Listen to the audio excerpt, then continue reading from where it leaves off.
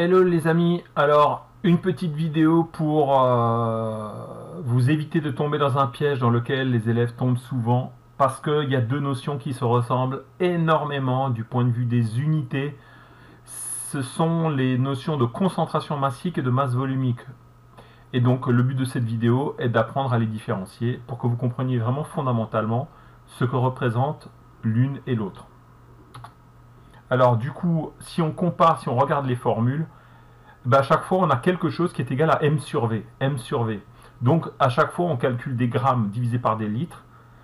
Et dans les deux cas, on obtient des grammes par litre. Et pourtant, masse volumique et concentration massique, ça ne représente pas la même chose.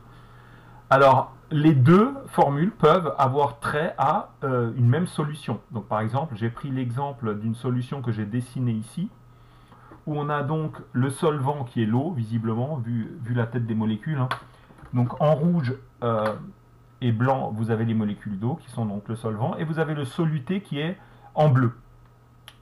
Ok. Et donc, pour cette solution, on pourrait calculer et la masse volumique, et on pourrait calculer la concentration massique, et on obtiendrait des valeurs différentes. Où se situe donc la différence? Alors, en fait, elle ne vient pas du volume, parce que dans les deux formules, le volume en litres, en fait, représente exactement la même chose. C'est-à-dire, c'est le volume de la solution. C'est ce que je suis en train de montrer avec la souris.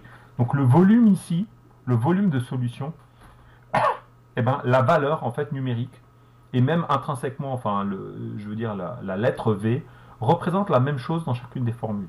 Ce qui veut donc dire que la différence se situe au niveau de la masse. Donc j'ai capté, c'est le même V dans les formules, mais pas le même M. Donc on va voir maintenant ce que représente le M dans la formule de gauche, puis le M dans la formule de droite. Alors dans la formule de gauche, en fait, la masse, en fait, ce serait la masse de tout le volume de la solution. En gros, le M ici, c'est la masse de tout le volume V qui est en dessous. Le M et le V portent donc sur la même chose. Je redis, parce que c'est vraiment important, dans la formule de la masse volumique, la masse qui est au numérateur ici, c'est la masse du volume qui se trouve au dénominateur. Vous avez pris le volume V, vous l'avez mis sur une balance, la masse M que vous obtenez, ben c'est ça. Voilà. Et quand on fait le rapport de l'un sur l'autre, eh ben on a une masse volumique. Alors qu'à droite, dans la concentration massique, ce que vous mettez sur la balance, ce n'est pas la totalité de la solution, puisque je vous rappelle qu'une concentration massique, c'est une concentration massique d'une espèce donnée que vous avez choisie. Ici, en l'occurrence, c'est la masse volumique, c'est la concentration massique des petites billes bleues. Donc, dans le cas de droite, sur la balance, en fait, la masse, ce serait la masse uniquement du soluté, c'est-à-dire des billes bleues. Donc tout se passe un peu comme si on sortait les billes bleues de la solution, on les mettait sur la balance, et c'est ça M. Alors que le V, c'est le volume de toute la solution. Donc voilà, j'espère que vous avez capté la nuance. Ça me fait tousser du coup. Donc c'est la masse qui est différente dans les deux solutions. Dans la formule de la masse volumique, c'est la masse totale de solution. C'est la masse totale du volume V qui est pesée, alors que dans la formule de la concentration massique, ce n'est que le soluté en rapport avec la concentration massique, ce n'est que le soluté qui est pesé. Voilà. Alors pour voir si tu as compris, je vais te poser une question qui revient assez souvent dans les petits bacs de terminale et qui va donc du coup te faire jongler entre ces notions. On te dit que le vinaigre est une solution aqueuse dont le soluté est l'acide éthanoïque. Ok, très bien. Et on te demande de calculer le titre massique, ce qui est un synonyme de pourcentage massique, du vinaigre en acide éthanoïque, sachant que la concentration massique en acide éthanoïque du vinaigre est de 80,4 grammes par litre et que la masse volumique du vinaigre est de 1010 grammes par litre. Alors c'est une question complexe, tu y réfléchis, mais tu verras que c'est très court. À partir du moment où tu as compris ce que représente chacune des données, c'est assez facile. Donc je te laisse mettre la vidéo sur pause, essaye de le faire et checker le corriger ensuite. Ok, donc si je suis élève et que j'ai à résoudre ce problème, la première chose que j'aurais tendance à faire, c'est un schéma. Donc j'aurais tendance à dessiner la bouteille de vinaigre. Ok, qui contient donc, alors là je vais tenter de jongler entre les couleurs, ce qui n'est pas gagné, qui contient donc beaucoup d'eau. Donc ce que je représente ici, c'est l'eau.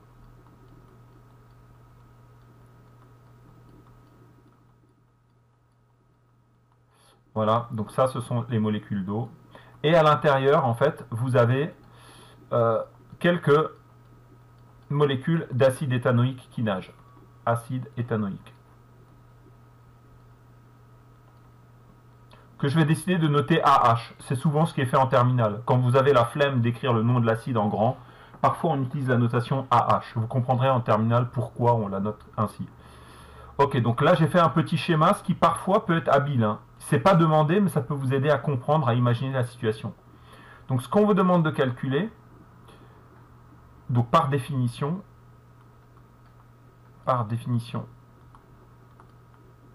du titre massique, donc ce qui est un synonyme de pourcentage massique, hein, je le répète. Clac, clac. Alors je vais décider de noter pourcentage massique comme ça. Je fais un pourcentage avec un petit m.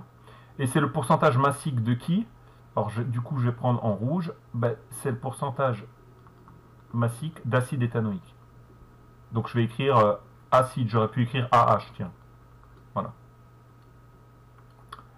Alors la formule de base c'est la masse uniquement de soluté. Donc c'est la masse de AH divisé par la masse totale de la solution. Donc vous voyez la différence entre les deux. C'est comme si celui d'en haut, masse de AH, on sortait toutes les croix rouges de la bouteille, on les mettait sur une balance. Alors que la masse d'en bas, M sol, bah en fait, c'est la totalité du contenu de la bouteille de vinaigre qu'on pèserait. C'est ça la différence entre les deux M, et c'est fondamental. Alors du coup, c'est égal à... Alors en bas, en fait, je vais me servir du bas de la feuille comme d'un brouillon, ou d'en haut là. Et je vais rapidement vous réécrire les formules. Donc Cm d'une espèce donnée, hein, par définition, c'est la masse de l'espèce divisée par le volume. Okay, et la masse volumique d'une espèce donnée, par définition, bah, c'est la masse divisée par le volume. Voilà. Alors, vous voyez qu'en haut, la masse de soluté, en fait, c'est une masse de ce type-là. Donc, c'est une masse de soluté.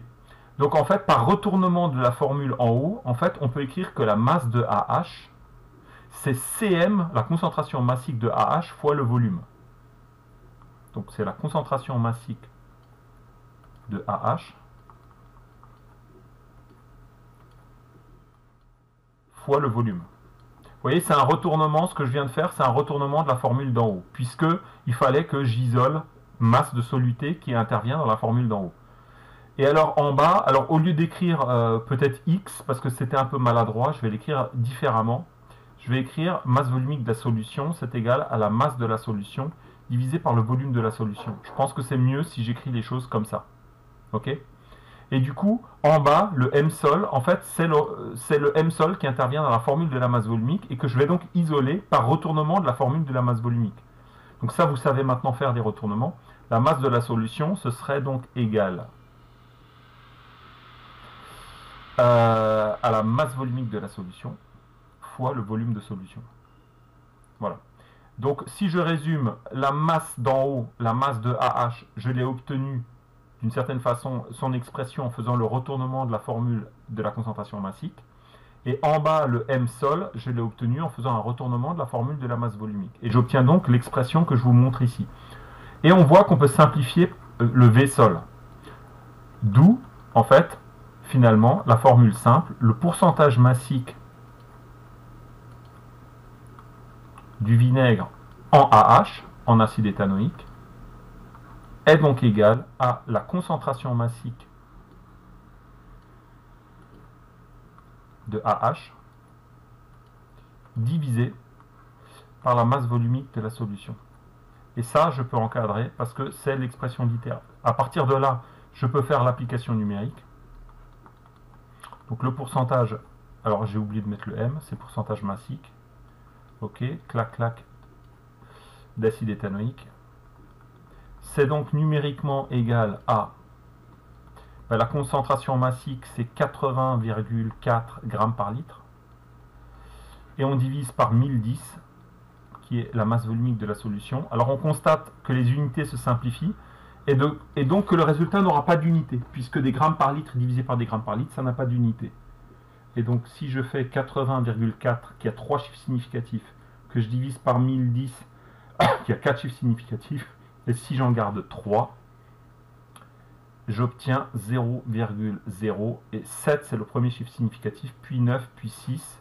Et ça en pourcentage, si vous faites x 100, vous l'avez en pourcentage, ça représente 7,96%. On peut aussi, parce que c'est la définition même d'un degré de vinaigre, donc on peut dire que le vinaigre, en fait, son degré d'acidité est de 7,96. Voilà. Alors, je ne suis pas en train de dire, attention, que tout ce que je viens de faire est facile, mais si vous avez été attentif à chacune des étapes, en fait, c'est vraiment une question qui tombe très souvent au bac et qui repose sur la subtilité entre la différence entre la concentration massique et la masse volumique. J'espère que vous avez tout capté. À bientôt. Ciao.